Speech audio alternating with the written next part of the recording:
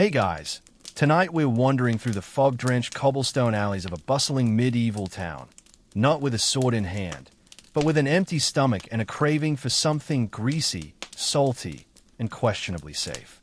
You're dodging chamber pots and the occasional runaway pig, and suddenly, bam, the smoky scent of roasted meat hits your nose like a knight's gauntlet. Lanterns flicker, vendors shout over each other, and you're faced with a medieval version of a drive-thru, minus the car and plus a guy yelling hot pies while wearing questionable pants. It's fast food, but not as you know it. Oh, and spoiler alert, you probably won't survive this meal. Not because of bandits, but because that meat might be whatever crawled under the butcher's table last night and stopped moving. So, before you get comfortable, take a moment to like the video and subscribe, but only if you genuinely enjoy what I do here. And hey, drop your location and local time in the comments. Let's see how far across time zones this feast travels. Now, dim the lights, maybe turn on a fan for that soft background hum, and let's ease into tonight's journey together. You're standing in the center of the town square, and it smells like wet wool, horse sweat, old turnips, and, miraculously, something roasted and actually good. The crowd is thick, muddy boots, tattered tunics, chickens darting underfoot. There's a guy with a hurdy-gurdy in the corner. It's loud. It's chaotic. It's dinner time. You start by weaving past a cluster of stalls. One has steam billowing from a cauldron the size of a bathtub. The vendor ladles out thick brown stew into hollowed-out chunks of coarse rye bread. He doesn't ask what you want. He just says, "Next," and slaps a steaming bowl bread into your hands. The bread sags a little from the weight, but holds. You bite in. It's peppery, hot, and surprisingly decent, if you ignore the occasional gristle chunk and unidentifiable beige sliver. Could be parsnip. Could be not. This is your introduction to the medieval fast food scene, because most people don't cook at home. Fire's expensive, and most homes lack proper hearths. So unless you're rich or a monk, you eat from stalls, inns, or street corners. Basically, if it fits in a hand and doesn't actively bite back, someone's selling it. One woman shouts, "Hot chestnuts, fresh boiled eggs." She's got a brazier going, iron tongs sizzling, and she's fast. One cuppa gets you 3 eggs, boiled so long they're practically creamy. You sprinkle on salt from a grimy little pouch she keeps under her apron. Try not to think about the hygiene, and move on. You nearly step in a slop bucket. The narrow alley between butcher and baker smells of iron and yeast, fresh bread mixing with raw blood. You hold your breath. That guy slicing meat over a worn barrel has got entrepreneur energy and exactly zero food safety training. But people are lining up. One kid grabs a thin slice of what might be mutton, wrapped in yesterday's bread. It's fast, it's hot, and it's yours for a coin and a prayer. Historians still argue whether these vendors had any kind of regulation. Some say there were local guilds that enforced quality. Others think most people just hoped their intestines were strong enough. Spoiler, they usually weren't. You pass a stall where a woman fries dough in oil that's almost certainly been reused 20 too many times. She flings the rounds onto a slab, douses them in honey and crushed herbs, and shoves one your way. It's sweet, chewy, and, shockingly, delicious. Your fingers are slick with grease. You don't care. You buy 2 more. A dog stays at you while you eat. You stare back. He wins. You toss him a crust. He vanishes into the mist like a furry little debt collector. Over near the church wall, an old man is grilling leeks wrapped in bacon. He looks like he's been doing this for centuries. His eyes meet yours. No words. Just bacon leek on a stick. It's salty, smoky, and the leek's basically there for color. But who are you to judge? You lick your fingers and keep going. You begin to notice a pattern. The food is hot, fast, wrapped in bread or leaves, and always slightly burnt around the edges. It's cheap, it's portable, and it leaves both your appetite and your dignity in ruins. But in a weird way, it's magical. These streets hum with a rhythm of survival. There's no branding, no golden arches, just wood smoke, grumbling bellies, and a kind of food poetry that makes you crave more, even when you shouldn't. And then you see it. The crown jewel of the square, a pie stall, lit by 3 torches and manned by a woman with the confidence of a warlord. The sign says hot pies, pork, hare, or surprise. You ask what surprise is. She shrugs. Depends what I call it. You laugh. She doesn't. You buy the surprise. Obviously, it's flaky. It's hot. It's maybe pigeon? Hard to say. But the pastry's buttery and the spice blend is strong enough to slap you gently across the face. You kind of love it. You kind of regret it. You eat the whole thing. Somewhere behind you, someone's selling blood pudding on a stick. You decide maybe your night's been adventurous enough for now. But the truth is, this is just the beginning. You've only scratched the surface of what a medieval town has to offer when it comes to cheap, filling, fast grub. There's still more to try. Fish, cheese, whatever those monks are cooking. The options are overwhelming and underexplained. But hey, your stomach's still growling. You brush off your hands, wipe your mouth with a sleeve, like everyone else here, and eye the next corner. Something smells like cinnamon and old cheese, and you're walking toward it. You round the corner, lips still tingling from the surprise pie, and the air hits you with something different, earthy, nutty, a little sour. Welcome to the bread and stew zone, where the food is as hearty as it is questionable. You're not here for elegance. You're here to not faint from hunger while trudging through a world where refrigeration is just not a thing. First up, the bakery. You can spot it by the blackened chimney and the man outside frantically swatting birds off the cooling shelf. A big wooden paddle juts out the front window, and the scent? Oh, it's life-changing. It's warm barley, cracked rye, a bit of soot, and just a whiff of maybe mouse. Don't think too hard. This is the heartbeat of medieval fast food. You duck inside. It's loud, crowded, and lined with rough wooden shelves stacked with heavy loaves. The baker barely looks up as he hurls a chunk of bread your way. It's still warm, dense, smells faintly of sour beer and ashes. No slices here, you tear. You chew. It takes work. Your jaw might qualify for knighthood after this. Back outside, you're lured toward a bubbling cauldron set over an open flame. It's suspended by a tripod that looks like it once belonged to a blacksmith. A woman with a face like carved bark ladles out thick brown stew into the middle of a scooped-out bread round. The bowl is edible, and bonus, it soaks up flavor like a sponge left in ale. You dip a chunk of crust in, and it's not bad. Beans, maybe turnip, definitely some overcooked onion, and mystery meat number 47. Could be mutton, could be cat. Historians still argue whether stray animals were commonly added to stews in poorer districts, or if that's just slander from disgusted noblemen with delicate appetites. You inhale it anyway, because frankly, you're starving, and the bread bowl is the medieval version of biodegradable packaging, guilt-free and edible, until it collapses halfway through and you catch hot stew in your lap. Ah, dinner and exfoliation in one. Beside the stew cauldron is a makeshift alehouse, a wooden shack, its door hanging by a single hinge, and a chalkboard nailed to the front that reads, simply, brew. You know it's not beer like you know beer. It's something between mead, gruel, and regret. Still, it's served in clay mugs for a penny, and the man inside hands you one with a gap-toothed grin. The drink is thick, sweetish, and smoky. You blink, unsure. Is that flavor or fire damage? Either way, your tongue buzzes. It's fermented barley or oats, maybe honey if they're fancy. And judging by the taste, it's brewed in someone's former boot. One scholar once described medieval ale as liquid bread, comforting, filling, mildly intoxicating, and best consumed before you ask where it was stored. Fringe records suggest some brewers added nettles, mushrooms, or even eggs to stretch the supply. Eggs. In beer. Yep, we're dealing with culinary thrill seekers. A little girl runs past you with a slice of something brown and glistening in her hand. Sweet cake, she yells, and you perk up. Cake. Here. You follow the shout to another stall where a bored teenager is selling slabs of honey-drenched oat bars. They're chewy, sticky, and flecked with dried berries, or possibly bugs. Hard to tell. You buy one anyway. You bite.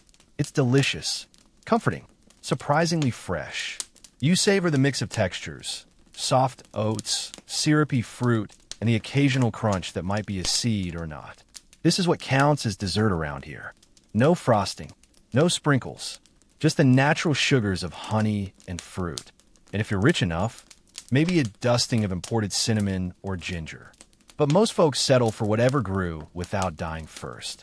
You sit down on a rain-slick barrel, cake in one hand, mystery ale in the other, and you look around. Everyone's doing some version of this. Eating with hands, sharing a fire, laughing through mouthfuls. And none of them are worried about what's in their stew, because hunger beats suspicion 9 times out of 10. You listen to 2 old men argue over which baker uses real barley and which one cheats with acorns. One insists his last loaf tasted like bark. The other shrugs, better than rats. And speaking of rats, yep, one just scurried under your barrel. He's fast, bold, probably looking for cake crumbs. You offer him none. This is war. A street preacher is now shouting about gluttony while eyeing someone's bread bowl like he hasn't eaten in 3 days. His robes are patched, his sandals are damp, and he smells like old cabbage. You feel bad. You toss him the end of your bread. He blesses you, then eats it in one bite. You glance up as the bell tower chimes somewhere in the fog. Maybe it's Vespers. Maybe it's the stop cooking, fire curfew time bell. Either way, stalls begin closing. The bakers retreat inside.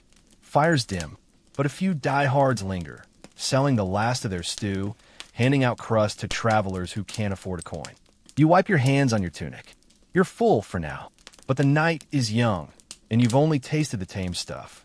Out there, just beyond the town square, someone's frying cheese. Someone's skewering eels. Someone's selling pie again. And yes, you'll try it, because when in a medieval town, eat like someone with no better options. You wander past the slowly dimming stalls, your belly a little less hollow now, but your curiosity fully awake, and, let's be honest, mildly reckless.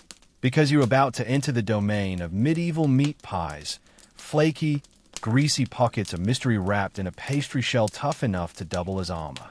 You're not here for subtlety. You're here to roll the culinary dice and hope it doesn't come up spleen. A shout pierces the evening air, hot pies, fresh from the bake, pork, venison, and more. You follow the voice and find a stall with a wobbly wooden sign reading Godfrey's Fine Pies. No rats this week. You squint. The last part has been scratched in faintly, almost as a joke. You hope. There's a queue. Everyone's eyeing the steaming stacks of hand pies, some golden and perfectly round, others clearly patched mid-bake like a Frankenstein pastry. A portly man in a fur cap, probably Godfrey, nods to each customer, shouting orders to a soot-faced girl operating the oven behind him. The smell is intoxicating. Rich fat, sweet onions, maybe even cloves. You step forward. 1 pork pie, you say.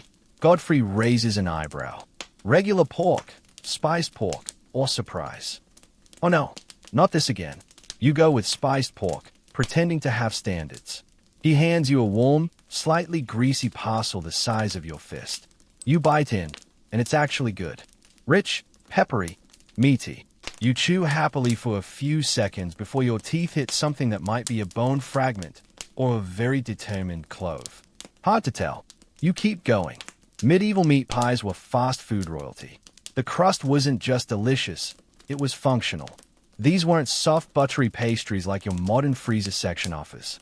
No, these were dense, often inedible outer shells designed to keep the meat from rotting too fast. Some folks just scooped out the filling and tossed the crust, especially if it had absorbed too many questionable fluids.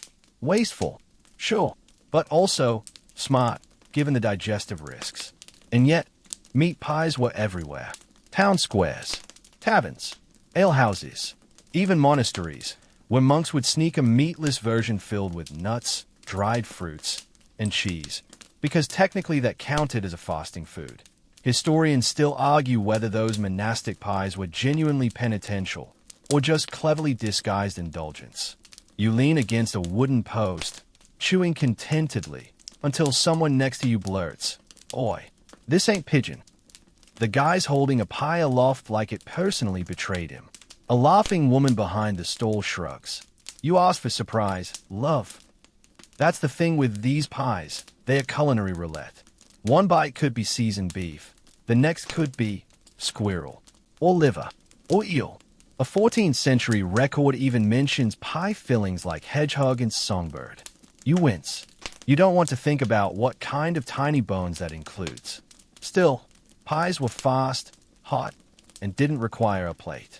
You could eat them on the go, walking to your guild meeting or wandering back from church. And if you dropped one, well, the dog population would thank you. Speaking of which, you spot a mangy mutt gnawing on a crust in the gutter. He growls at a chicken that comes too close. You don't intervene. That's probably his fourth pie of the day. Further down the alley, a rival pie vendor shouts aggressively at Godfrey, calling his pies grease bricks and his meat borrowed. You try not to ask what borrowed meat means. You move along. This new stall claims to serve noble-style pastries. The guy running it wears a suspiciously clean smock and has a whole display of oddly shaped pies. Some swan-shaped, some mold to look like fish. You raise an eyebrow. The sign says, Master Carwin's Table of Fancy. You buy a mini fish pie and bite in. Saltier, flakier, with a faint tang of lemon. Imported? Maybe. Definitely richer. You remember reading that upper-class pies often included sweet and savory combinations. Pork with dried plums, chicken with saffron and grapes, or even beef mixed with almonds and rosewater. Historians debate whether this trend started in the Islamic world or developed independently in Europe. You recall, as you swallow the last bite. Either way, it's a flavor combo modern fast food chains might call experimental.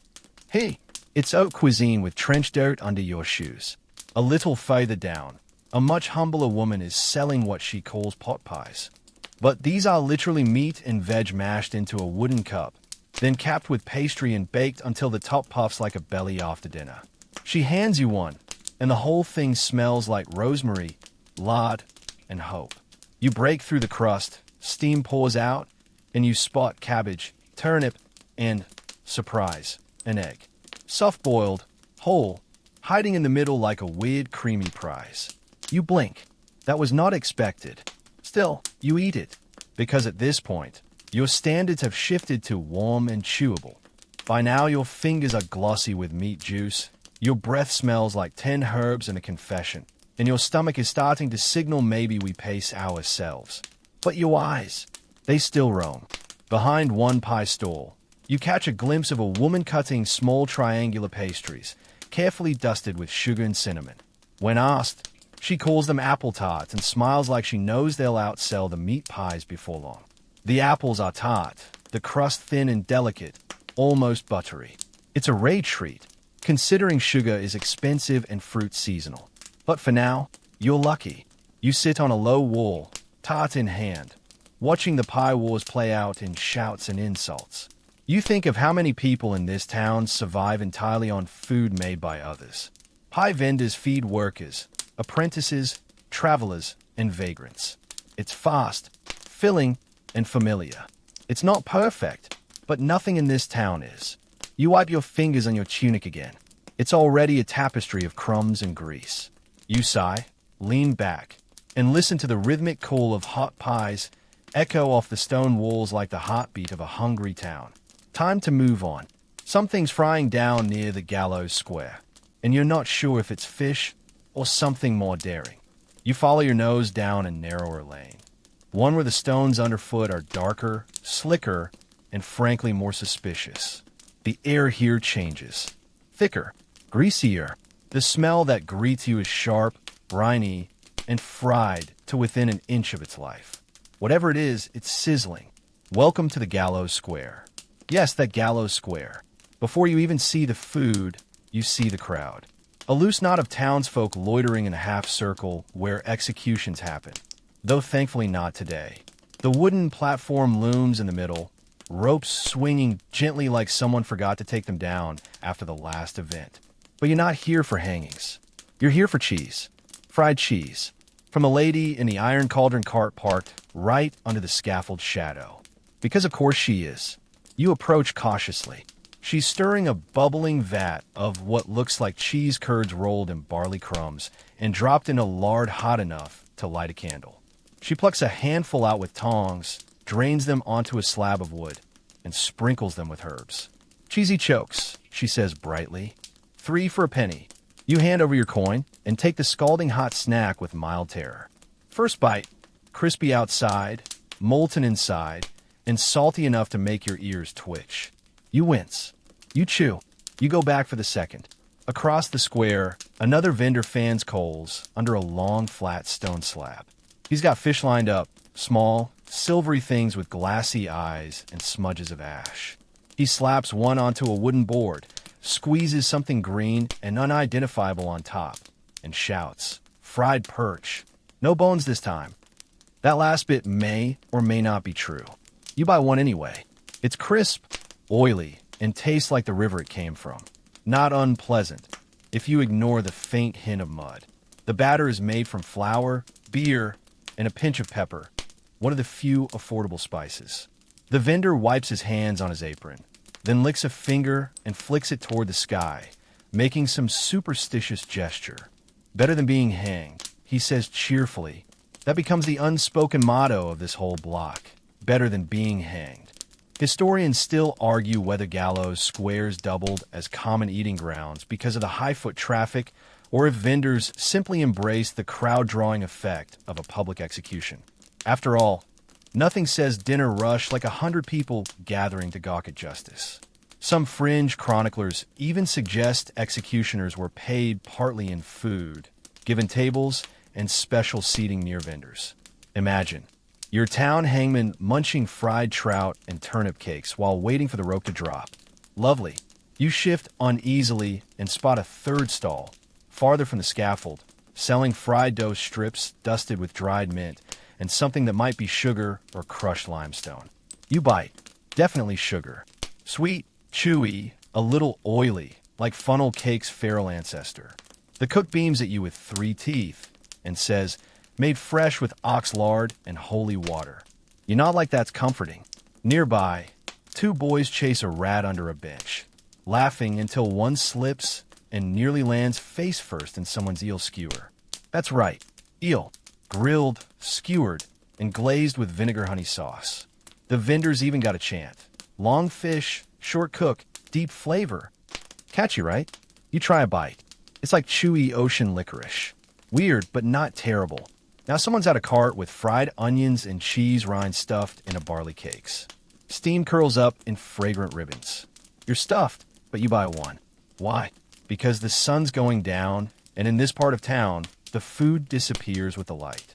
That, and the clanging from the blacksmith shop nearby, is triggering some deeply Pavlovian craving for charred things. As you eat, you notice a man playing a fiddle under a canvas sheet. People throw him crusts. Crusts. That's the currency here. And suddenly it clicks. This isn't just a spot for the town's fringe dwellers. This is the Twilight Marketplace. The place where fried foods meet frayed nerves. Quick bites, low costs, high risk. You don't ask about the sanitation. You just eat around a crunchy parts and pray the oil's hot enough to kill most of the past. You sit on a broken cartwheel and let your brain catch up. Fried cheese, fried fish, fried cake, fried eel. Everything here seems to have gone for a dip in the deep fryer, or at least the closest medieval equivalent. Why? Because oil was relatively cheap compared to baking, and you didn't need a proper oven. Just fire, fat, and something edible, or borderline edible. Also, frying covered up a multitude of sins. Spoiled fish. Fry it. Sour cheese? Fry it. Questionable mushrooms? Fry those too, though that one ends poorly more often than not. And then there's the noise. Frying is loud, crackling, bubbling, distracting. It drowns out the sobering silence of the square's darker history. In a way, it's food as defiance. Sure, this is where they hang people, says every cook here. But also, try the eel kebab. You finish your barley cake and lean back, slightly full and a little queasy. A vendor walks by carrying a tray of meat crisps, thin slivers of salted something that might be lung, dried and flash fried until crunchy. You take one, against your better judgment. It crunches like pork rinds, but with a strange mineral aftertaste. You try not to overthink it. A bell tolls in the distance. Vendors begin packing up. Oil fires get snuffed out with hissing splashes. The smell lingers, though, on your fingers, your clothes, your very soul. You brush off crumbs, Wipe your hands on a dog who seems okay with it, and prepare to leave the gallows square behind.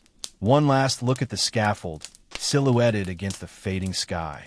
You exhale. No hangings today. Just a strange, fried feast shared by everyone too broke or too bold to eat elsewhere. You shuffle on. There's Inn down the road, and rumor has it their eel skewers come with free ale if you don't ask questions. You leave the gallows square with fried breath and a full gut, but something keeps pulling you toward the taverns. Maybe it's the promise of warmth. Maybe it's the vague hope for a bench.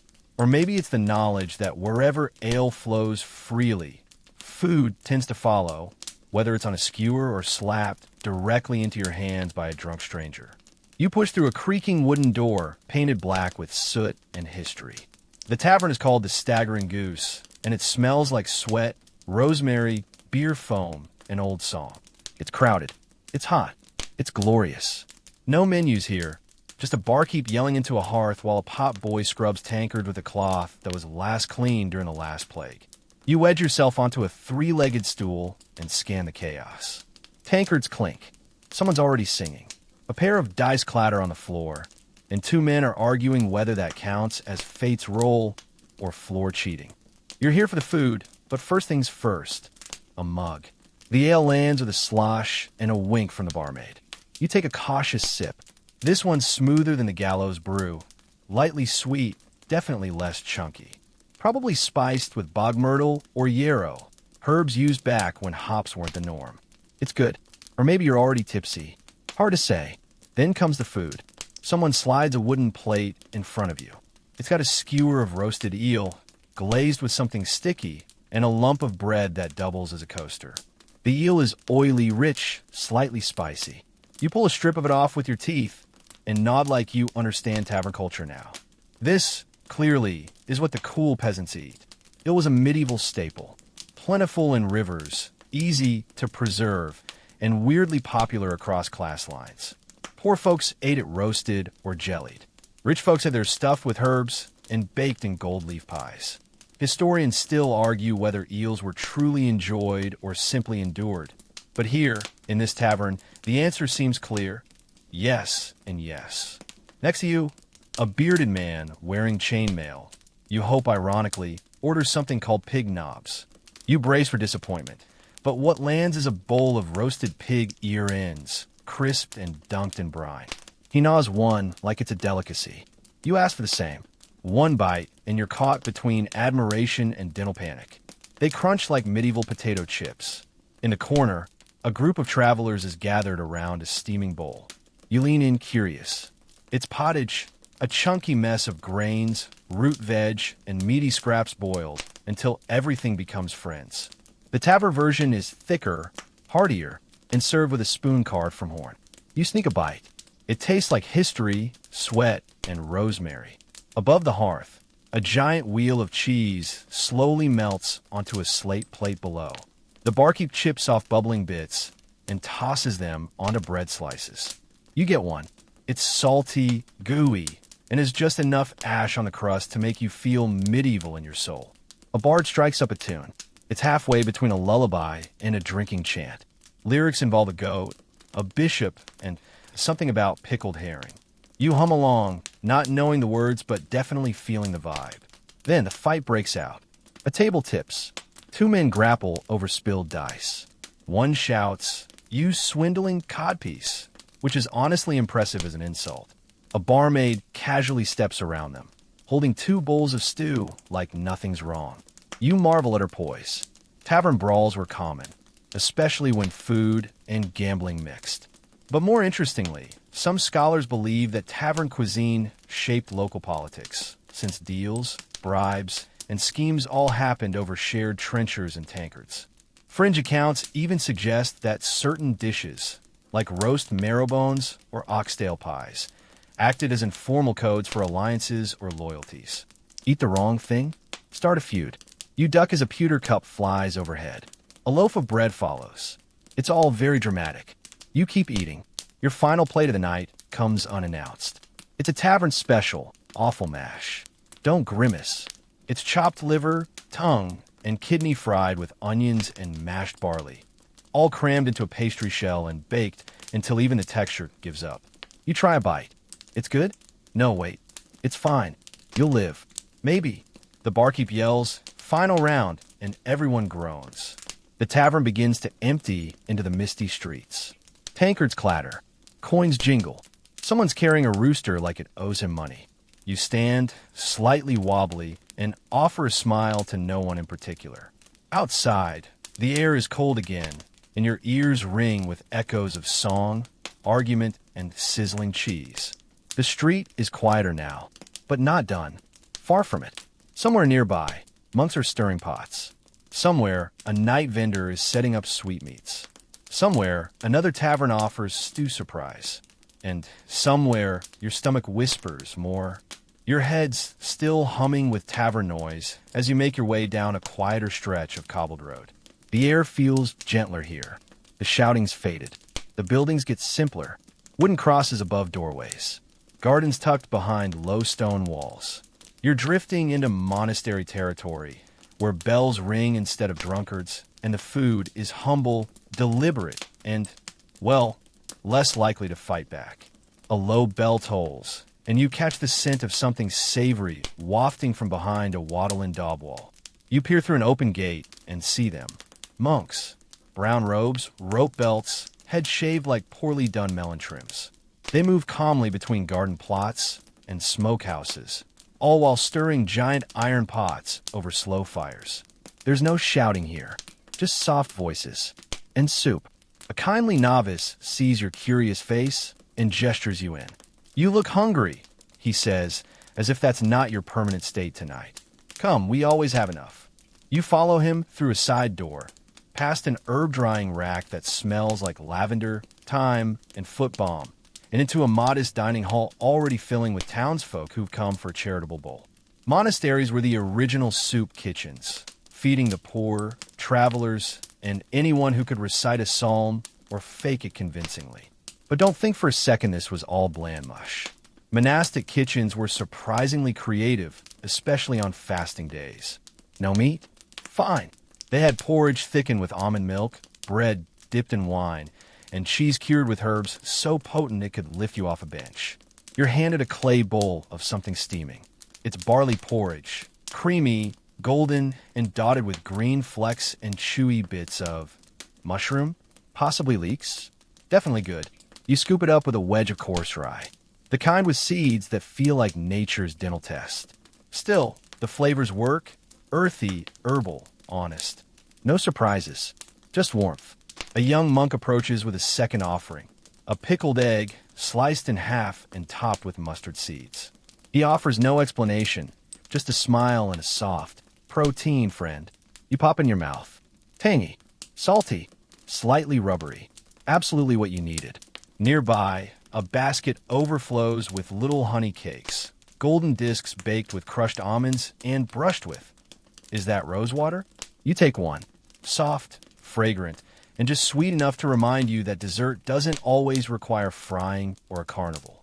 These cakes were often part of feast day meals and, according to some fringe legends, used as mild bribes to curry favor with local lords. Who knew monks were such smooth operators? You sip from a wooden cup filled with what they call tonic water, a mix of boiled herbs, dried fruit, and fermented barley. It's not ale, but it has a twang and a murky brown color that suggests it's been alive at least twice. Still, it's oddly refreshing. While you eat, an older monk sits beside you, folding linen napkins with obsessive care. "You're not from here," he says. You nod. "Did the Lord bring you?" You shake your head. "Well," he shrugs. "Sometimes the stomach is the holiest compass." He offers you a second honey cake. You accept. This calm, careful food is a shift from the chaos of the town square. And it's not just for show. Monks were some of the best-fed folks around. Their gardens produced year-round. Their fish ponds teemed with carp. And their rule books, like the Benedictine rule, allowed for 2 meals a day, even during Lent. Which, honestly, sounds more generous than some modern jobs. Historians still debate whether monks stuck strictly to fasting rules. Some say they did, stewing turnips with grave devotion. Others argue they got creative.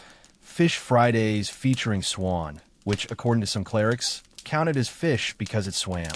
There's even a theory that beaver tails were classified as fish for fasting purposes. Why? Because loopholes are holy too. You glance toward a corner where a low fire roasts what looks like cheese inside cabbage leaves. A novice serves slices of it on wooden planks. You get one, hot, stretchy, slightly charred on the edges. It's as comforting as a blanket around your stomach. No grease, no eel, no surprise fillings.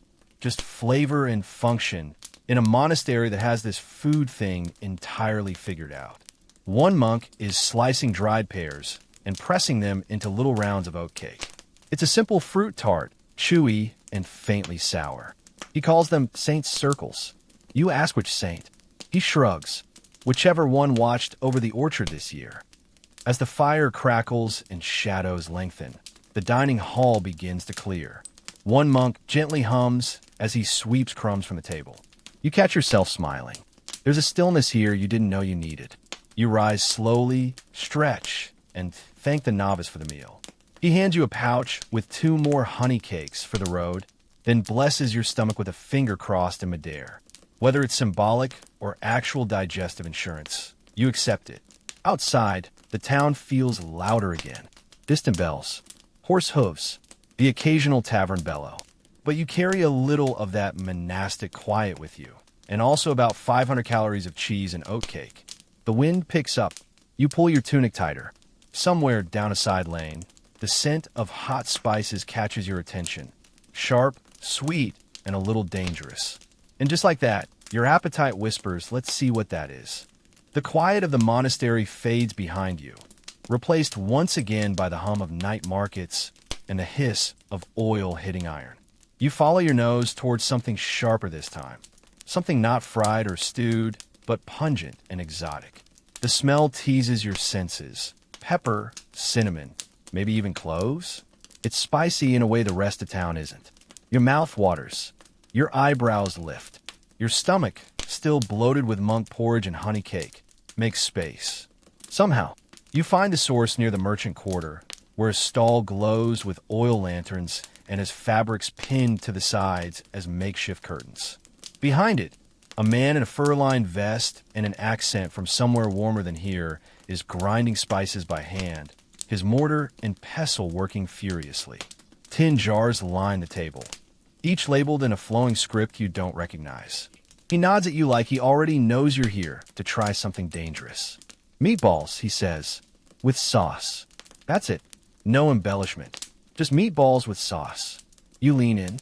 They're sizzling on a flat griddle over low coals, their edges crisping slowly. Beside them bubbles a pot of something red and brown and mysterious. He spoons it over the meatballs and hands you a splintery wooden skewer. You bite. Oh, this is different. The meat is juicy, full of flavor. Not salt or smoke or fat, but layers. There's cinnamon, maybe nutmeg, a flicker of heat. Then that sauce, sweet at first, then tangy, maybe wine-soaked. You're chewing, frowning, trying to work out what just happened in your mouth. He sees your face and smiles. Imported spices, he says, tapping the nearest tin. In the medieval world, spices were culinary status symbols. Pepper, saffron, cloves, mace, these things traveled from across the known world and cost more per ounce than gold. Nobles hoarded them. Merchants guarded them. And here you are, eating a spicy meatball in a back alley like you just raided a pantry in Baghdad. Historians still argue whether spice use was as widespread among commoners as records suggest. Some claim only the elite could afford regular spice blends. Others point to dishes like this, market sauces sold cheap in small amounts, as evidence that even the poor got a taste, especially when something needed to be masked. And by masked, we mean possibly spoiled. You glance at the meatball with new eyes. Is this flavor or camouflage? You bite again. Too late to care. A woman at the next stall is grinding dried mustard seed with garlic and cider. Her dipping sauce smells like it could peel paint, but she smiles and assures you it's perfect for fatty fish. You dip a crust in. It hits the back of your throat like a punch. Your eyes water. She claps with delight. You nod solemnly, now part of the hot sauce brotherhood. Further down the alley, another vendor spreads a thick, black paste on a stale bread. He calls it herb jam, which sounds fancy until you realize it's crushed dates, aniseed, and vinegar stewed into a thick preserve. You try it. It's oddly floral, like biting into a holiday candle. You like it. You don't know why. Spices weren't just about taste. They were status. In medieval cookbooks, recipes bragged about 6 spice blends the way we might brag about a 12-cylinder engine. And some spices like galangal, a kind of ginger, were believed to have health benefits. Need to warm your body? Add pepper. Fighting phlegm? Try saffron. Feel like summoning the devil from your soup? A pinch of long pepper will do the trick. But not everyone trusted this spice boom. In fact, there were skeptics. One chronicler wrote that too much spice led to a deceitful tongue and an unruly belly. Another claimed that heavily spiced dishes were unchristianly indulgent. Still, cooks kept cooking, eaters kept eating, and the sauces kept getting more complicated. You spot a boy stirring a bubbling pot of poudre forte, a strong spice mix including pepper, cloves, and sugar. It's being added to a sauce for game meat. He offers you a bite of something on a stick. You ask what it is. He shrugs. Could be goose. Could be ferret. You chew. Gamey. Sweet. Spicy. Unsettling. But also delicious. Then someone yells behind you. Spoiled meat covered in cinnamon is still spoiled. And a small argument breaks out between 2 rival vendors. One defends his sauce as transformative. The other shouts, "Transform this," and throws a cabbage. Nobody reacts. This is clearly normal. You duck away from the scuffle and find a quieter vendor off to the side, calmly stirring a clay pot. He's making something called green sauce, a blend of herbs, breadcrumbs, and vinegar meant to go over cold meats or boiled eggs. He offers you a sample. You dip your finger. It's bright, zesty, almost refreshing, like salad dressing's angry uncle. You like it. Green sauce was popular across Europe, especially in areas where refrigeration didn't exist. Read, everywhere. It made cold cuts more appealing, masked flavors that had gone south, and added bite to otherwise bland meals. Also, it made you feel fancy, even if your meat was actually salted badger. Fringe accounts even claim some sauces were used before cooking to revive meat that was almost spoiled, giving it just enough life to pass the sniff test. Did it work? Hard to say, but it probably explains why so many medieval sauces could double as paint remover. As the night deepens, the spice alley begins to quiet. Tin jars are packed away. Fire's dimmed.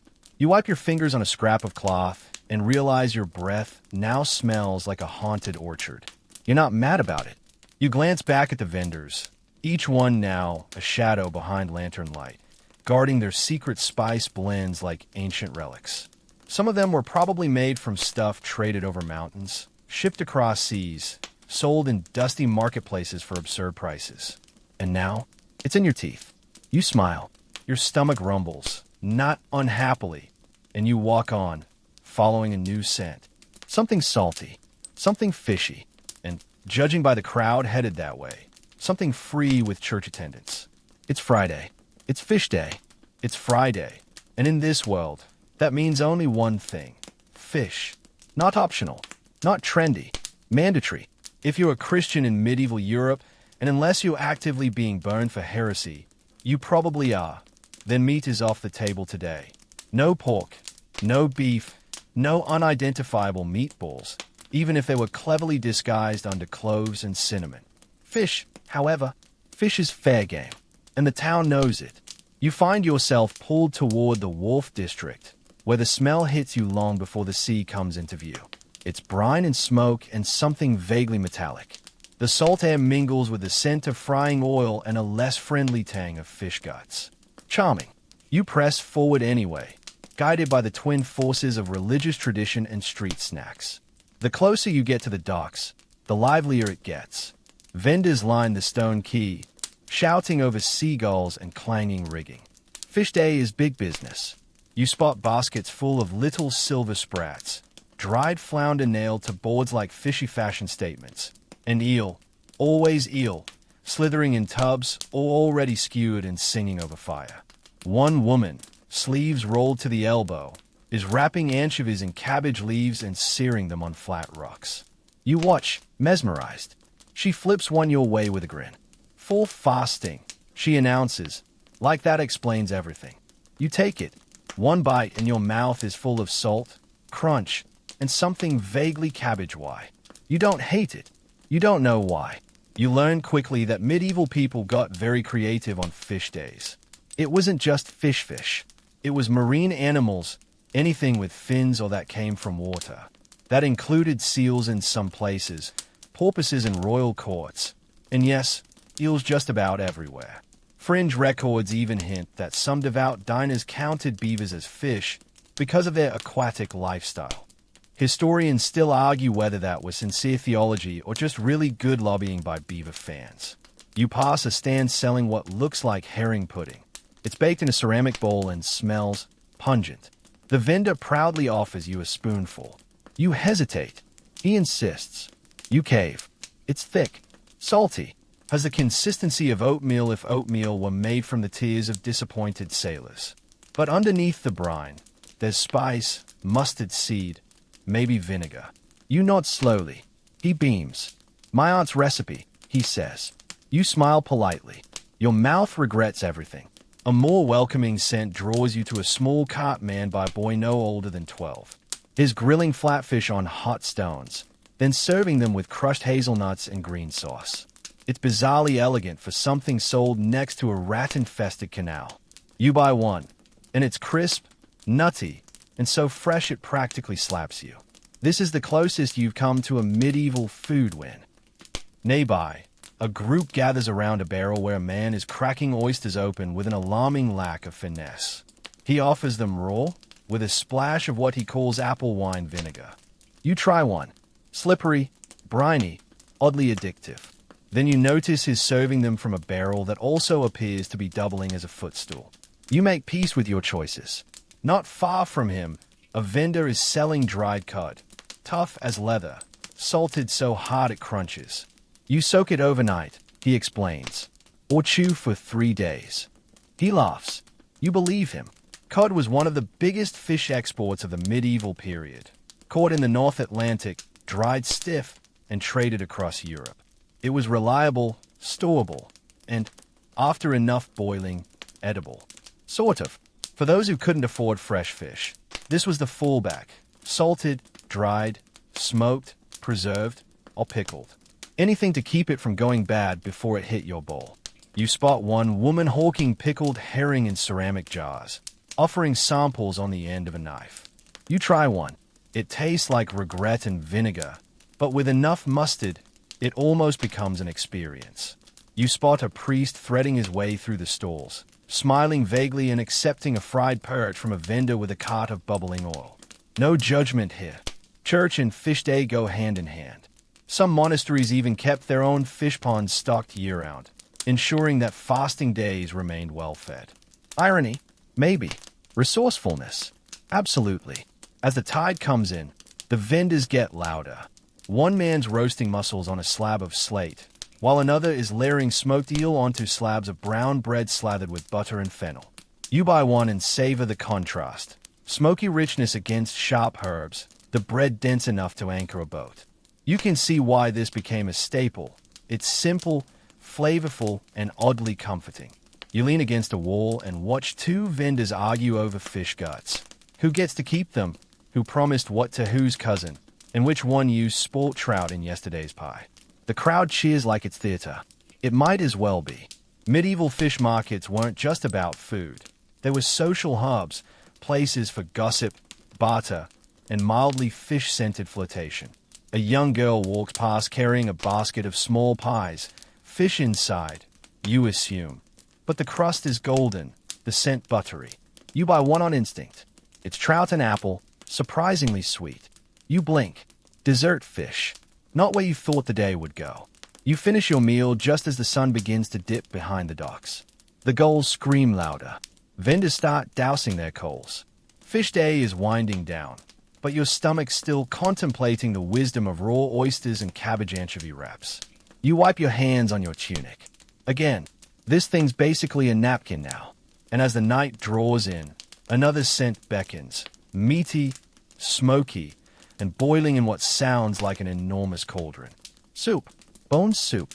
You take a deep breath and follow it.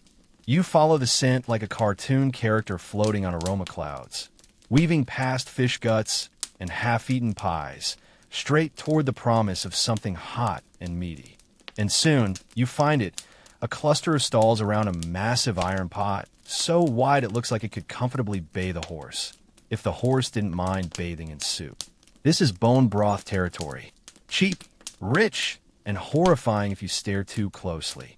The bubbling liquid is thick with fat globules, steam rising like fog from a potion in progress. Around it, vendors shout orders, wave ladles like sabers, and slam hunks of bread onto wooden boards with theatrical flair. This is the soup scene, fast food's warmer, wetter cousin. A boy hands you a bowl without asking. Inside, broth, marrow, a limp cabbage leaf, and what you hope is barley. The spoon is just a thin sliver of wood. You stir it instinctively, watching bones bob like forgotten treasure. One even has a little bit of tendon still attached. You look at it. It looks at you. You eat it anyway. It's surprisingly satisfying, salty, fatty, nourishing in a survival rations kind of way. Bone broth was a medieval staple, not just because it was cheap, but because it used everything. Why waste a carcass when you can boil it into a meal? The longer bones simmered, the more flavor and collagen they released. Plus, it filled bellies with something hot and heavy. Perfect for workers, travelers, and anyone who had a coin and low expectations. Historians still argue whether bone soups were more common among the poor or if everyone, rich and ragged, slurped the same cauldron-wide goodness. Some say nobles preferred clarified consommes and elaborate stews. Others point to records of even high-ranking knights starting their day with a mug of broth before donning armor and going out to dramatically die. You chew thoughtfully. A small chunk of something bobs in your bowl. You fish it out. It's spongy, slightly chewy, possibly a boiled mushroom or a very old bit of long. Either way, it's gone before you can guess twice. At the next stall, a woman is selling sippets, little toasts soaked in broth, like medieval croutons that gave up halfway. You get two, drenched in garlicky fat, and drop them into your soup. They sink immediately. Probably not a great sign. Nearby, a man with a hawk on his shoulder is arguing with a vendor over the price of beef bone with attached tissue. The vendor insists it's premium marrow. The hawk seems to agree, eyes locked onto the slab. You edge away before it becomes a snack-related incident. You find a bench, well, a barrel with a plank on top, and sit beside a guy spooning broth into his beard. He sees your bowl, nods, and says, "Better than yesterday's." You nod back like you know what yesterday's was. He holds up a bone the size of your forearm. Boiled this 3 times already. Still gives flavor. You learn something right there. Bones weren't a one-use item. Vendors reused them, day after day, simmering them down, adding herbs, roots, meat scraps, and occasionally questionable leftovers. If something still had flavor, it stayed in the pot. And what went into the pot? Whatever didn't crawl out fast enough. Old chicken feet, pork knuckles, beef ribs, goat vertebrae, you name it. If it had structure, it ended up in the broth. Some fringe accounts even mention dried insects used in peasant regions to add protein and crunch. You glance at your bowl. Crunch-free. For now. A child runs past, waving a breadstick like a sword, and you're momentarily splashed with broth. Not ideal, but at this point, your tunic's seen worse. You wipe your sleeve across your mouth, chase the last hunk of marrow with a swig of herbal tonic from shared jug, and lean back. Bone broth wasn't just food, it was medicine. Or at least it tried to be. Herbalists would drop sage, rosemary, thyme, and onions in a cauldrons to warm the blood or draw out bad humors. Did it work? Probably not. Did it taste good? Shockingly, yes. You drift toward another pot, this one labeled Hunter's Soup. The vendor, missing at least 3 teeth, but radiating confidence, explains it's made for whatever the local forester dragged in this week. He ladles out a thick, reddish stew full of small bones and diced root vegetables. You ask what the meat is. He shrugs. Bird or squirrel. You chew it. Nutty, gamey, slightly sweet. You like it. You stop asking questions. A young woman offers soup toppings for a penny more, chopped leek, mustard seed paste, a dollop of clotted cream. You add all three. The result is alarming but effective. You're now full, flushed, and vaguely vibrating with warmth. It might be the soup. It might be the adrenaline from realizing one bite had a beak in it. Soup stalls start winding down as night tightens its grip. Cauldrons are covered. Fires banked. But the crowd remains, leaning against barrels, sipping broth, sharing crusts, telling stories over rising steam. You're one of them now, soup-stained, slightly wiser, not quite sure what you've eaten. And not done yet, because outside the city gates, the real wilderness snacks are calling. Smoke, fire, game meat, and the kind of food that doesn't come with a label. You wipe your hands, stand slowly, and head toward the trees. You slip past the city gate just as it creaks shut behind you, locked for the night to keep thieves, wolves, and questionable smells out. But let's be honest, most of that's already inside. Out here, beyond the walls, it's darker, quieter, and hungrier in a different way. The forest looms ahead, a whispering canopy of branches and secrets. And smoke. Always smoke. Someone's cooking out there. It's risky, of course. Only fools and foresters hang around the woods after dark. And tonight, that fool is you. But your gut says it's worth it. The scent draws you in. Charred wood, venison fat, and something sweet, like roasted nuts or maybe honey-slicked something you can name. You creep along the edge of a cart track, following faint firelight. Soon enough, you find them. Not quite outlaws, not quite farmers. Just people making their living on the edge. Foresters, charcoal burners, maybe a poacher or two. They've set up a rough camp, logs for sitting, hides stretched near low fire, and skewers balancing over hot embers. Someone's stirring a pot. Someone else is skinning. Something. They look up as you approach. No one smiles. But no one reaches for a dagger either. One man with a patchy beard and an eye that may or may not be glass nods toward a stump. Sit. You eat. You nod. He grunts. Transaction complete. You're handed a skewer. The meat is dark, roasted, slightly charred. Smells like smoke and fur. You ask what it is. Rabbit, the man says. Then pauses. Mostly. You don't ask what mostly means. You chew. It's good. Gamey, slightly sweet, and tough in a way that makes your teeth earn their keep. But the seasoning? Surprisingly elegant.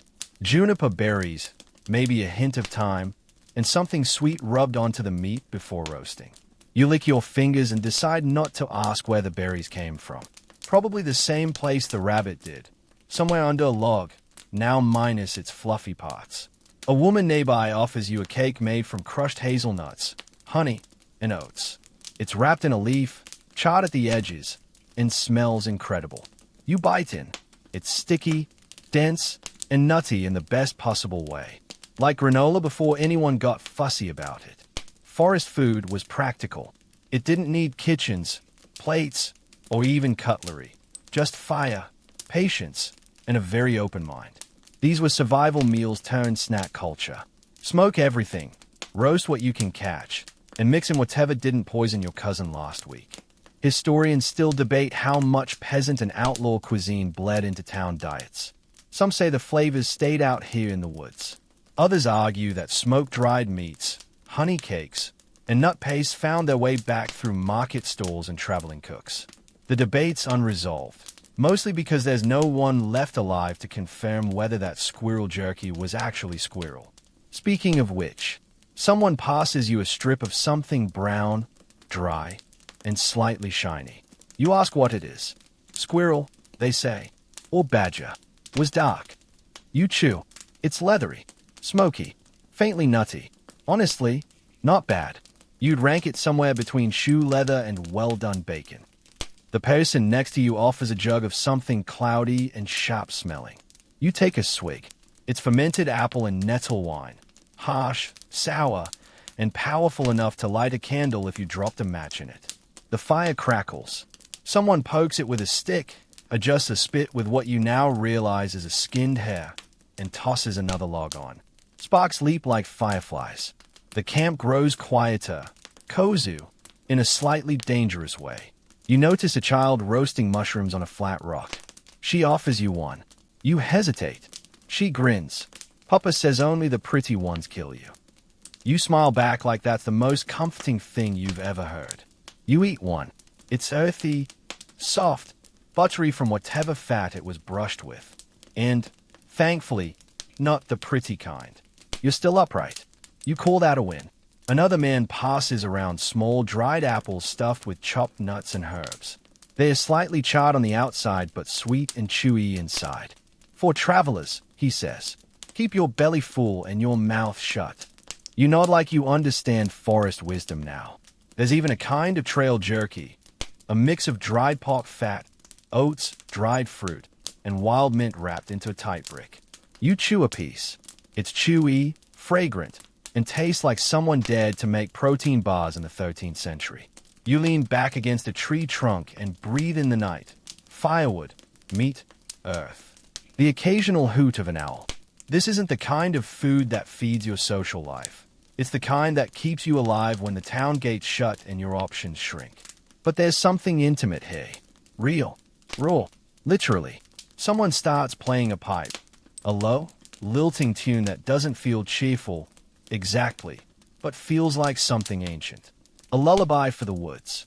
Maybe for the hunted animals. Maybe for the hunters. You take another bite of hunted nut cake, sip your terrible cider, and close your eyes just for a moment. The crackling fire, the hum of the pipe, the slow digestion of suspicious meat. It's enough to make you forget the clang of the city, the chaos of the square, the Elon A stick by the gallows. But not for long, because come morning, the town will wake again. Trumpets will sound, bells will ring, and cheap meat on a stick will be calling your name at the fairgrounds. You exhale, let the firelight fade behind your eyes, and think, one more meal won't hurt. By morning, the forest has spit you back out, hair full of smoke and breath still vaguely rodent-flavored. But today's air hums with a different energy, trumpets, distant laughter, and the rhythmic pounding of someone trying to erect a booth with a mallet and zero experience. It's fair day. You shuffle into the outskirts of the town's meadow, now transformed into a medieval version of a theme park. Brightly colored pennants whip in the wind, muddy carts jostle for space, and the smell, dear saints, the smell is glorious chaos. Roasting meat, melted sugar, spilled cider, and some kind of herbal foot balm that someone's definitely using too generously. You follow the scent of char. A man's turning a spit over open flame, slowly roasting what he claims is beef, but could just as easily be deer, goat, or one very large dog that owed him money. He carves thick slices onto bread slabs and shouts, "Eat like a king for half a farthing." The bread's stale, the meat is greasy, and the sauce is suspiciously gritty. But your hands are full before you can argue. Fairs were the medieval answer to food festivals. Days when even peasants could eat beyond their daily oat ration. Vendors rolled in with carts full of treats, tricks, and occasionally ferrets in dresses. Food wasn't just fuel. It was celebration, bribery, and a little bit of rebellion. You chew happily while strolling past a man yelling about treacle twists. He's selling long, coiled pastries that look like bread, taste like syrup, and stick to your teeth like betrayal. You buy one. Of course you do. It's sweet, chewy, and dusted with what he claims is crushed angel root. Tastes more like old sugar and optimism. Still worth it. You spot a crowd forming near a juggler in front of a stall selling pottage pies. These are mini stew-filled pastries, hand-sized and portable, with fillings that range from savory lamb and turnip to whatever the vendor found near the canal yesterday. You choose the good one. A phrase he uses with so much confidence it's either genius marketing or just a prayer. It's hot. It leaks. But the gravy inside tastes like actual meat, and the crust is buttery, flaky, and just soft enough to suggest it was baked today. Probably. You nod appreciatively and make a mental note to always trust a man who juggles turnips for a living. Fair food wasn't always just meat on a stick or deep-fried regret. Wealthier vendors offered marzipan fruits shaped like apples, pears, or, somewhat disturbingly, tiny pigs. You find a stand with trays of them, each glistening with sugar and absurd detail. You bite into a marzipan hedgehog and feel both joy and moral conflict. It's sweet, almondy, and slightly waxy. You feel like you just ate art. Delicious, chewy art. A boy nearby is selling roasted nuts, coated in honey and rosewater, served in tiny paper cones. You buy one, inhale the scent, and pop a few in your mouth. Crunchy, floral, and warm from the fire. Medieval candy. Basically, historians still debate how democratic fair food really was. Some argue these festivals were designed to make peasants feel rich for a day, buying sweets, trying imported flavors, feasting like lords. Others suggest the elite used fairs to show off and keep control, letting the poor gorge just enough to stay loyal. You're not sure who's right. All you know is that a guy just walked by with what appears to be an entire roasted pigeon on a stick, and you need to find that stall immediately. You do. It's run by a cheerful woman with soot-blackened hands and exactly one tooth. She offers small birds, fat birds, and mystery birds. You go with small. It's skewered, crispy, and covered in a glaze that smells like vinegar and blackberries. You bite in. It's tender, slightly sweet, and there's so many bones. You chew carefully and wonder how medieval dentists stayed employed. A passing monk hands you a dried fruit bar studded with crushed coriander and ginger. You thank him. He says it's for cleansing the spirit. You eat it. It cleanses your sinuses more than your soul, but you appreciate the gesture. Suddenly, a trumpet blares. A man in jester's stripes starts shouting about the miracle of the dancing chicken. You glance over. Yep, it's a chicken, on a little platform, kind of wiggling. You're not sure if it's part of the food scene or just here to confuse everyone. Either way, you buy another nut cone and keep walking. In the center of the fair, a large table is selling fruit skewers. Apples, pears, plums, all sliced and drizzled with honey, sometimes rolled in herbs or crushed seeds. You grab one. It's messy and delicious. The pear's ripe, the honey drips everywhere, and your fingers are now permanently sticky. Somewhere nearby, someone's selling fire pies, pastry pockets filled with lentils, onions, and spice fire. You order one. It's scalding hot and hits your tongue like a small, angry demon. You breathe through the pain.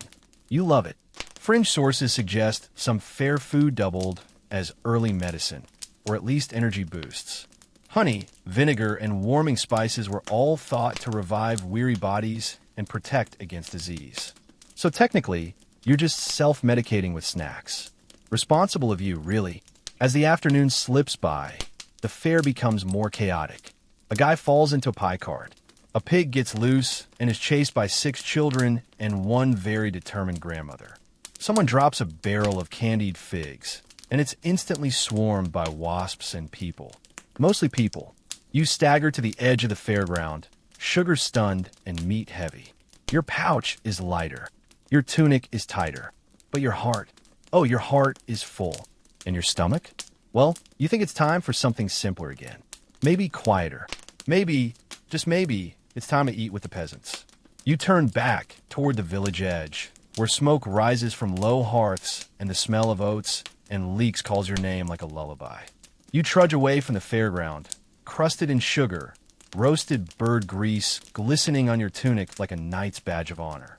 Your breath smells like 5 different sauces and a small fire. And yet, somehow, you're still not done. The town behind you throbs with noise, but the path ahead quiets, narrowing into winding dirt alleys and crooked cottages with low chimneys puffing out soft streams of wood smoke. You've reached the peasant quarter. No banners here. No jugglers or marzipan hedgehogs. Just lean dogs, tired children, and the steady rhythm of survival.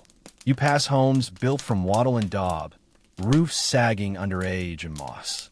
A woman stoops over a pot balanced on a stone ring, stirring with a stick thicker than your thumb. She glances up and says nothing, but her eyes flick to the stool beside her. You sit. She hands you a bowl without a word. Inside is a scoop of something gray-brown, steaming faintly. It's rough, lumpy, smells like ash, leek, and desperation. You take a bite. It's not bad. It's leek ash cake, she tells you after a moment. Leeks, oats, crushed beans, all bound together with water and cooked right in the coals. The outside's crisp. The inside's warm and soft, like edible hearthstone. It tastes like earth and effort. This is what the real people eat. Not once a year at a festival, not just on holy days, but every day. And they make it work. Sometimes better than you'd think. She offers you a side dish, a bowl of thin broth with slivers of something pale and gelatinous. You hesitate. Cow udder, she says. Boiled. Good for strength. You take a sip. It's surprisingly delicate. Like mild, fatty tripe. You won't be writing home about it, but you're not gagging either. That's a win. These meals may be plain, but they're deeply rooted in what's available. Oats, legumes, wild greens, the odd bit of offal from the Lord's butchering leftovers. Nothing wasted. Not a single bean. Not a single scrap of liver. Historians still debate how varied the peasant diet truly was. Some believe most families lived on oatcakes, weak ale, and whatever the garden gave. Others point to archaeological finds, fish bones, herb seeds, imported pottery shards, as evidence that even peasants occasionally dined with surprising sophistication. Here's a dish that proves the point. A teenage boy walks over with what looks like a lump of baked mud. You raise an eyebrow. He cracks it open, revealing a tender oat ball, oats mixed with mashed peas and chopped nettles, bound with lard and baked in a hearth brick. It's crunchy outside, soft inside, and it hums with herbs. He grins. We call it a stone bun. You like, a lot. Further down the lane, another home has a pot suspended over a fire. A grandmother sits beside it, eyes half closed. You crouch and peer into the steam. She cracks one eyelid open and says, "Turnip mash," and the ends of the sausage. You nod solemnly. That's the good stuff. She gives you a scoop in a cracked wooden bowl. It's turnips mashed with onion and just enough sausage grease to make it interesting. The kind of dish that could power you through an entire morning of plowing or a full afternoon of not dying from malnutrition. You glance around. The children here chew on bread crusts like toys. A few of them are trading what looks like baked bean patties wrapped in old cabbage leaves. One girl has a hunk of coarse bread smeared with something yellowish. Egg paste? Maybe? She licks it proudly, then offers you a bite. You accept. It's sharp, eggy, a little sour. There's mustard seed in there, and maybe vinegar. Whatever it is, it slaps harder than half the fairground food you tried. Someone offers you a malt cake, a chewy, bittersweet loaf made from spent brewing grains and sweetened with wild honey. It's dense, slightly gritty, and full of nutty flavor. Surprisingly good. Even better when dunked in the cloudy ale handed to you by a passing farmer, who says nothing and disappears before you can thank him. This is the charm of peasant food. It's not flashy, but it works. It fills you up and makes you appreciate texture, heat, and whatever seasoning the garden or luck provided that week. Fringe accounts speak of ghost recipes, meals shared between neighbors and recorded only in memory. Like doorstep stew, made from whatever ingredients were left on your step by friends. Or widow's crust, a dried biscuit soaked in broth and given to mourners. These weren't in cookbooks. They were lived. You chew another oat ball and feel the effort behind it. The planning. The patience. The 10,000 times someone had to figure out just the right blend of barley, greens, and animal bits to make something edible. Something good. You sit a while, sharing food, laughter, and a silence more comforting than any feast. Then someone hands you a roasted beet. It's skin charred, the inside soft as butter. You bite. It's sweet, smoky, perfect. You rise, finally, and stretch. Thank them with a smile. One old woman presses another stone bun into your hand for the road. You nod. It's warm. So is your chest. You start walking again, back toward the edge of town, just as a wind kicks up and the distant sound of bells returns. Not church bells this time. Something heavier. Slower. You know that sound. Plague bells. Time to talk about food when everything, faith, health, and your supply chain, goes straight to hell. The bells toll low and heavy, like someone dropped sorrow into bronze. It echoes down alleyways and across rooftops, scattering pigeons and silencing even the most persistent of hawkers. You stop mid-step, your oat ball clutched like a relic, because you know that sound, even before a passing friar confirms it. Plague bell. Welcome to one of the worst dinners of your life. When the plague arrived, be it Black Death, sweating sickness, or any of the other charming guests from history's personal horror gallery, everything changed. Commerce, prayer, bathing habits, and yes, food. Forget festivals and pies. You're about to eat like someone who doesn't know if tomorrow exists. You take shelter in a half-abandoned tavern where someone's boiling something in a pot so acidic it could double as a cleanser.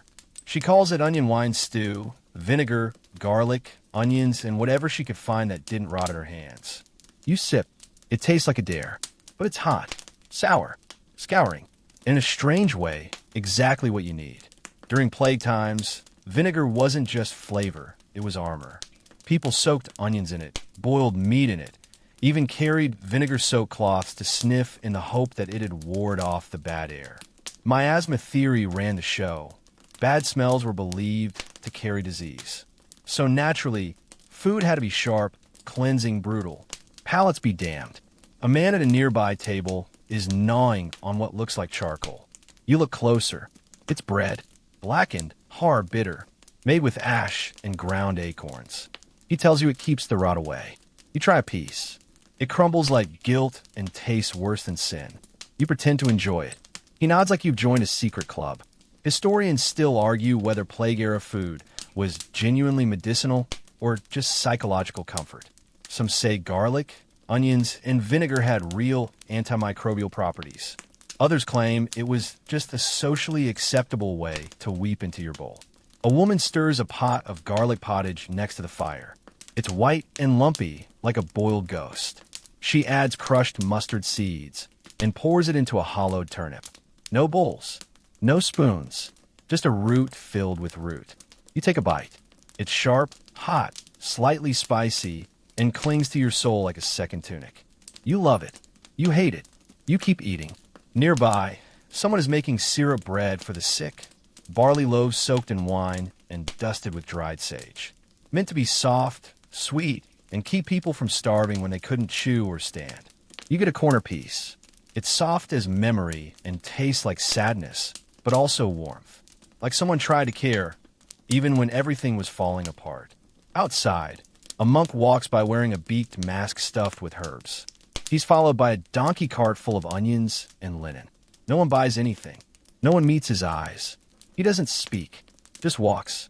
You turn back and accept a bowl of scalded broth. A mix of boiling water, stale bread, and salt. Nothing more. Just hot, simple, humble, and oddly comforting. When meat was scarce, herbs were dying, and even turnips feared the worst, this is what remained. Heat and hope. Some fringe accounts tell of bizarre plague diets. Eating only white foods or nothing but figs soaked in wine. One theory insisted raw egg yolks and crushed emeralds could cure plague. Others swore by vinegar-bathed lettuce or stuffing your pockets with cloves. Most of it was nonsense. Some of it might have worked. All of it was desperate. You're offered a plague skewer by a half-smiling vendor. It's garlic cloves, dried apple chunks, and pickled onion layered on a stick. No cooking, no garnish, just raw immunity. You bite in. It's intense. Your mouth immediately regrets the decision. Your lungs, however, feel incredible. The deeper you walk into the plague's shadow, the stranger the food gets. A man hands you a pouch of death nuts, walnuts soaked in garlic oil and wrapped in cloth. "You want a day," he says. "If you can't breathe tomorrow, eat another." You find a baker selling last rites cakes, tiny discs made of honey, oats, and sage, meant for the dying to chew while confessing. He shrugs. No one dies hungry. There's even a tea stand now, offering hot herbal infusions for clean blood and clear humors. You get a cup. It's nettle, sage, and possibly soap. You drink it anyway. And yet, in all this grimness, people still gather. They still share. They still crack dry jokes and offer you a second helping of onion stew, just in case. Even when the world is ending, humans feed each other. You sit beside a man singing to his bread crust. He's either drunk or profoundly wise. You nod at him. He nods back. You share your skewer. The bell tolls again. The sound rolls through your ribs like thunder underwater. But the pot still simmers. The turnip bowls keep coming. And one woman is still baking barley cakes with crushed fennel. For the children, she says. They're dry, but sweet. You tuck one in your pocket, just in case. You rise slowly, breath garlicky, fingers sticky with syrup and sorrow. And as you step away from the plague table, you see a flicker of movement in the shadows. Someone lighting a lantern near a wall. It's night again, and someone's frying meat in an alley. Contraband, black market bites, maybe even roast swan. And you're absolutely going. You slip through the back alleys like a cat in borrowed boots, drawn by the faintest trail of oil, smoke, and forbidden meat. The rest of the town has quieted, windows shuttered, doors barred, the plague bells now distant. But this corner lives on, humming softly with torchlight and hunger. It's after hours. It's underground. It's illegal. It's delicious. The alley is barely wide enough for two people, but it's filled with the kind of aromas that make your stomach override your conscience. Sizzling fat, sweet wine reduction, the sharp twang of roasting garlic, and something richer, meaty, buttery, and absolutely not meant for common folk. Welcome to the medieval black market supper club. Your first encounter is with a man who looks like he should be guarding treasure, not stirring a pan. He has shoulders like tree trunks and a knife that's definitely not for herbs. But he gestures you closer and lifts a lid off a battered copper tray. Roast swan, glorious, golden-skinned, glistening in candlelight. Illegal unless you're nobility. Technically royal property. The kind of bird you could be fined for even looking at hungrily. But here it is, hacked into thick slices, stuffed with herbs and chestnuts, and perfumed with wine-soaked raisins. He hands you a slice on a scrap of linen. You bite. It's rich, dark like duck, but gamier. The stuffing is sweet and nutty. The skin crisp with rendered fat and char. It tastes like heresy. Tell no one, the man mutters. You nod, mouth too full of treason to reply. Just around the corner, a woman stands behind a barrel turn counter with tiny pastries in neat rows. Sweetmeats, she says, lifting one. A tiny ball of ground almonds, sugar, and rosewater wrapped in pastry and fried to a delicate crisp. You take three. Two vanish before she can blink. Sweetmeats were often reserved for feast days or the upper classes, but here, they're currency, and she's trading them for coppers, dried figs, or favors whispered behind cupped hands. Historians still debate whether this level of street indulgence actually existed or is just extrapolation from scattered market records and church scoldings. But what's clear is this: people found ways around the rules. If it could be cooked, it could be sold. And if it could be sold, someone was already licking their fingers and asking for more. Next, a hooded teen shuffles over with a tray covered in what looks like glazed pears. Poached in wine, he says, lifting one onto a skewer. Stuffed with cheese and herbs. You chew. The pear is soft, the wine syrupy, the cheese inside tangy and melting. You suddenly understand what it means to weep over food. Then someone passes a flask your way.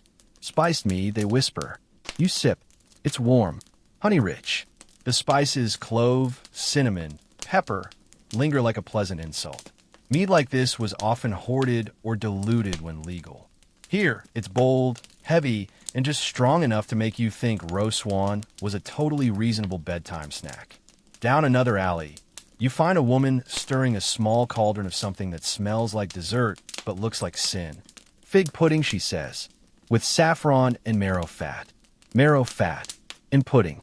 You ask if that's legal. She laughs like you just asked if owls pay taxes. You try it. Warm, custardy, rich. The figs are sweet.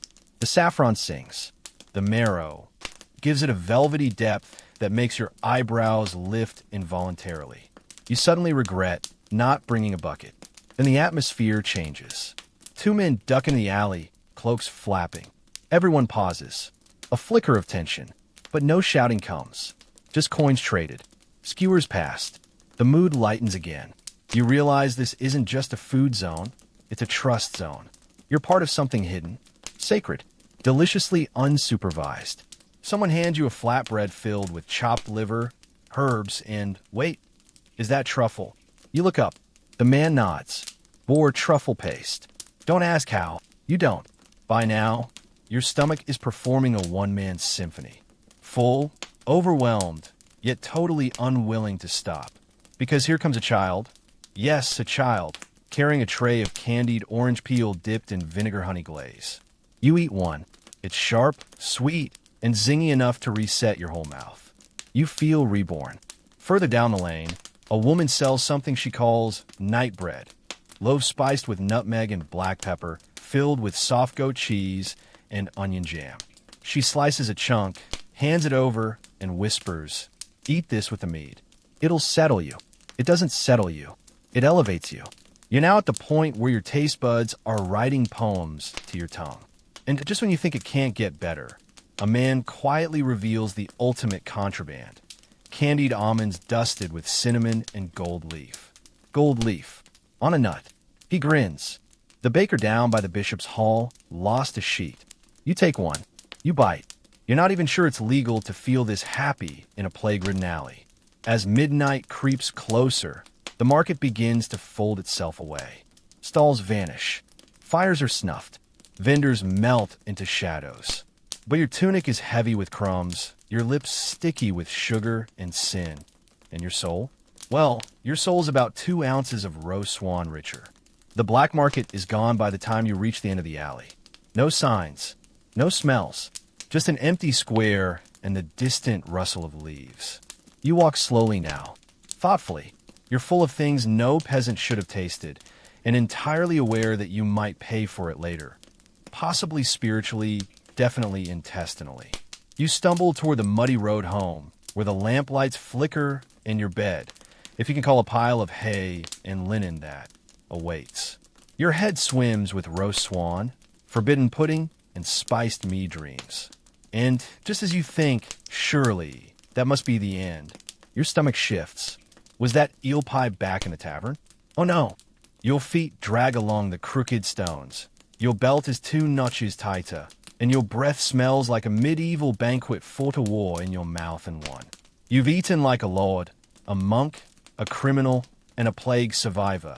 But now, as the town's final torch gutters in the breeze, it's time to stagger home through the fog, stomach slushing, limbs heavy with roast swan and moral ambiguity. The streets are quiet, save for the occasional cough behind shuttered windows or the distant hoot of an owl who probably just watched you eat a questionable fig pudding with marrow fat and is judging you.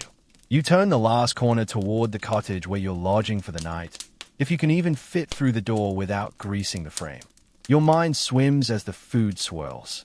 That cheese-wrapped eel at the tavern, the vinegar-poached pears stuffed with herbs, the leek ash cake handed to you like a blessing. Even the surprise meatball, spiced into anonymity, sits somewhere deep in your core, grumbling like a tiny, regretful troubadour. You pass a quiet bakery with its fires now out, its shelves dusted with flour like a crime scene from earlier today. You pause, hand pressed to your middle, and whisper a brief prayer of thanks to whoever made that honey oat cake wrapped in a leaf back in the woods. You also whisper a prayer for your digestive tract. Around the corner, you catch a glimpse of the gallows square, eerily empty now, the platform casting a long shadow under the moonlight. Earlier it was fried fish and cheese curds. Now it's silence and reflection. You shudder slightly. Whether it was food or fate, things got deep-fried there. As you reach your door, you fumble for the latch with fingers still faintly sticky from almond paste and mead. You pause before entering, one last look over your shoulder. The town is mostly asleep. The market stalls are empty, the cauldrons cooled, the black market cooks vanished into fog. But the smells linger in the air. Charcoal, spices, the last whisper of boiled onions. You duck inside. The room is dark, cool, and mercifully quiet. A straw mattress waits. Your boots thud to the floor, and your tunic, once white, now an abstract art of food stains, follows. You lie back with a groan that's somewhere between bliss and imminent digestive reckoning. You reflect. You've eaten fish on a holy day, cheese in the shadow of justice, pies filled with pigeon, or maybe not, and sweets meant only for nobles. You've chewed bread made from malted grain, soaked onions in wine, and tasted stew boiled down over bones older than your career aspirations. You've eaten like a medieval everman. And now, your stomach is negotiating. There's a rumble. A slight twinge. You breathe deeply. Not now. Not when you're horizontal. But yes, maybe that dodgy eel pie from the tavern was, in fact, cursed. Or just ambitious. You roll onto your side. It helps. A little. Outside, the town exhales, wood cracking and dying fires, horses shifting in their stalls, the last bell tolling for curfew. Inside, you finally settle, the heaviness of a night's worth of medieval cuisine pressing you gently into the straw. And for a moment, just a moment, you feel something strange. Peace. Not the kind that comes from prayer or philosophy, but the kind that comes from eating absolutely everything you shouldn't have, living to tell the tale, and knowing that tomorrow, you'll do it all again. Well, maybe not the squirrel jerky, but everything else. Absolutely. The room grows darker now, as the fire in the hearth turns to embers. Your breathing slows. The sounds of the town fade to a soft hush, the distant hoot of an owl, the gentle shift of timbers settling in old beams. Even your belly, once loud with opinion, now hums a quiet lullaby of digestion and distant pickled onions. You shift under the thin wool blanket, the straw mattress prickling your back in a strangely comforting way. Your limbs sink heavier, your thoughts drifting like low mist rolling over the town walls.